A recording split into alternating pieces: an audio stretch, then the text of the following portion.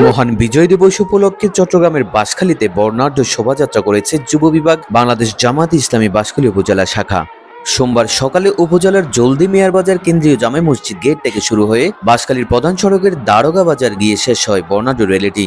Rally পরবর্তী সমাবেশে প্রধান অতিথি হিসেবে উপস্থিত ছিলেন চট্টগ্রাম দক্ষিণ জেলা জামায়াতের সেক্রেটারি অধ্যক্ষ মাওলানা বদরুল হক। উপজেলা জামায়াতের সেক্রেটারি অধ্যক্ষ মাওলানা আরিফুল্লাহর সঞ্চালনায় অনুষ্ঠিত সমাবেশে বক্তব্য রাখেন দক্ষিণ জেলা জামায়াতের সহকারী সেক্রেটারি অ্যাডভোকেট আবু নাসের, জেলা কর্মপরিষদ সদস্য ইঞ্জিনিয়ার শহীদুল মুস্তাফা, উপজেলা জামায়াতের আমির অধ্যক্ষ মাওলানা মোহাম্মদ ইসমাইল, পৌরসভা জামাতের আমির মোহাম্মদ আবু তাহের, দক্ষিণ জেলা শ্রমিক কল্যাণ ফেডারেশনের সেক্রেটারি মুক্তার হোসেন সিকদার, উপজেলা জামাতের সাংগঠনিক সম্পাদক advocate G M Saiful Islam, পৌর যুব বিভাগের সভাপতি মোহাম্মদ হুবাইবুল ইসলাম প্রমুখ।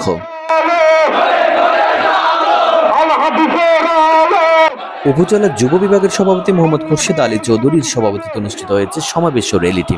বাংলাদেশের বীরত্বগাথা বিজয় দিবসের প্রতীক এবং লাল সবুজের পতাকা বুকে ধারণ করে বিপুল সংখ্যক নেতাকর্মীর সরব উপস্থিতি শোভাযাত্রাটিকে ভিন্ন মাত্রা দিয়েছে।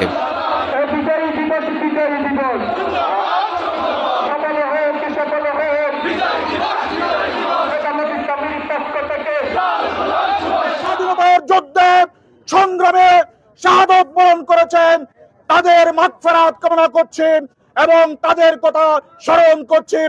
সম্মানিত উপস্থিতি, বাংলাদেশ থেকে ফ্যাসিস্ট ডাইনি হাসিনা এবং তার মন্ত্রী পরিষদ আজকে ছাত্র জনতার আন্দোলনের মধ্য দিয়ে পালাতে বাধ্য হয়েছে। আজকে ভারতে বসে হাসিনা তার উত্তরসূরিরা ষড়যন্ত্র করছে। ওনারা নাকি রাজনৈতিক অধিকার চায়। আপনারা 16 বছর বাংলাদেশের মানুষের রাজনৈতিক অধিকার হরণ করে বাংলাদেশের হাজার হাজার ছাত্র জনতাকে শহীদ করেছেন, হত্যা করেছেন।